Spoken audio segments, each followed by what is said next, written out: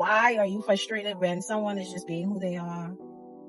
Because your expectations of who they should be is not met? Yeah, who's the silly one? Welcome back to Off the Dome with Coach Ash. My name is Ashley Major and I'm a faith-based identity coach. And today our topic is loving someone who has not done the inner work. Wow. Woo. All right. So I just actually had a test of this last night. And it's not the easiest thing to do. Because as you grow, you expect others to grow, but you cannot look at people from the lens of where you are now, expecting them to be on par with you, because you were once where they were. And I get to think about all of the people who held space for me when I was in my process of growing and doing the inner work and healing and, working on myself. And those people did not judge. They did not condemn. They loved me. They corrected me, and they always held space for me. Now I get to be that person for those around me.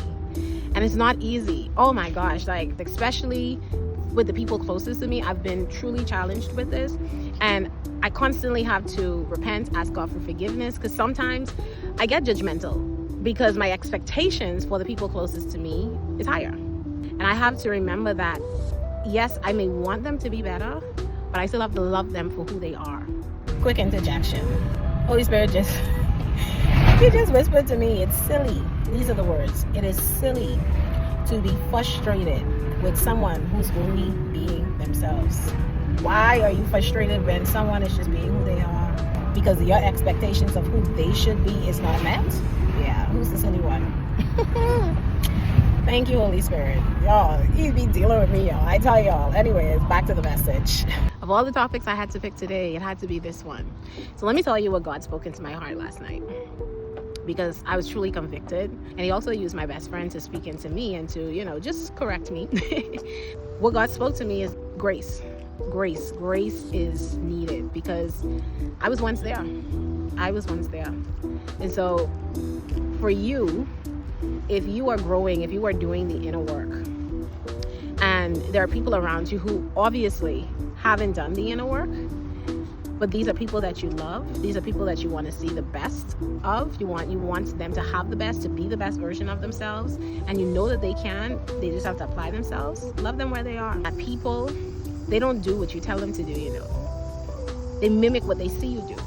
And so you have to be the example, because I can tell you one thing, you're going to be tested at every level of your growth.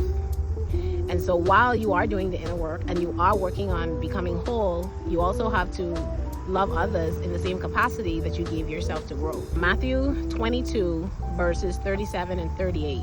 First command, love the Lord your God with all your heart, mind, and soul.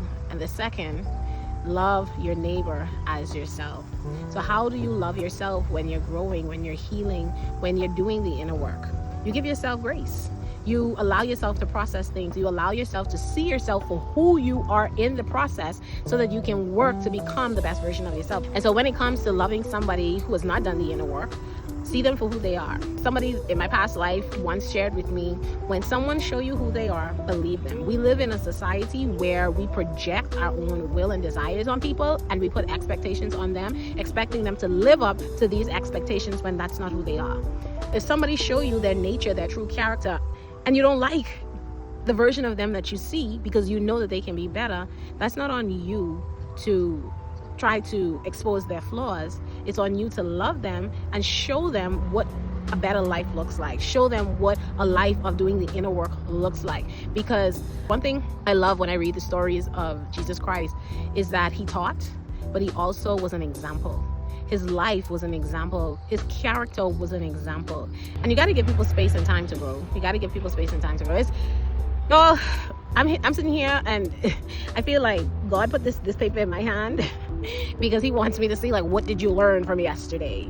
Because every time I get into a little debate, I call it a debate because it's never an argument. I'm never upset. I'm never angry. I'm always just slightly frustrated or irritated, but it's never anger. And I just have to remember, listen, you were that age too.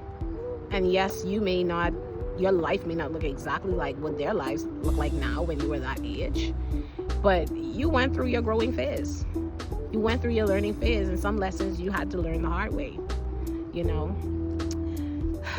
Y'all, this is a hard one. And Yes, I'm a coach, and I'm still learning and I'm still growing, and that's okay, because I don't profess myself to be a perfect person, but I am intentional about how I show up.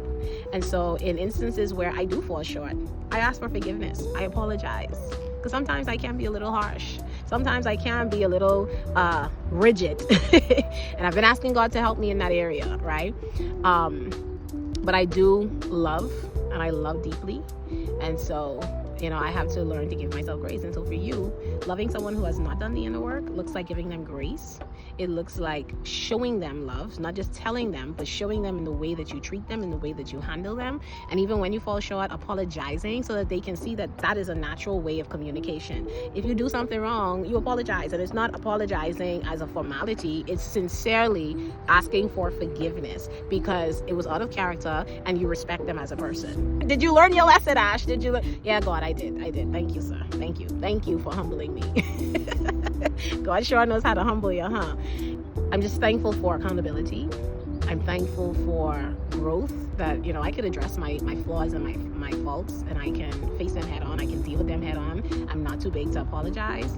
I'm not too big to communicate effectively how I feel, because your girl's still over here learning, still growing, and I don't know it all, but I do know what God has shown me on this journey, and I'm grateful for the humbling. I'm grateful for the lessons. I'm grateful for the growth and the progression, because again, this is a never-ending journey. This is a journey of constant improvement every single day, dying to yourself, repenting, apologizing, and doing away with the things that no longer aligns with who you are and who you're becoming. If you got value, drop a comment. I read them all. I look forward to seeing you tomorrow. And if you have any questions you want to add to the bag, feel free to comment the word form, and I will send you over the questionnaire where you can drop your questions into. All right, see you tomorrow. Ta-ta.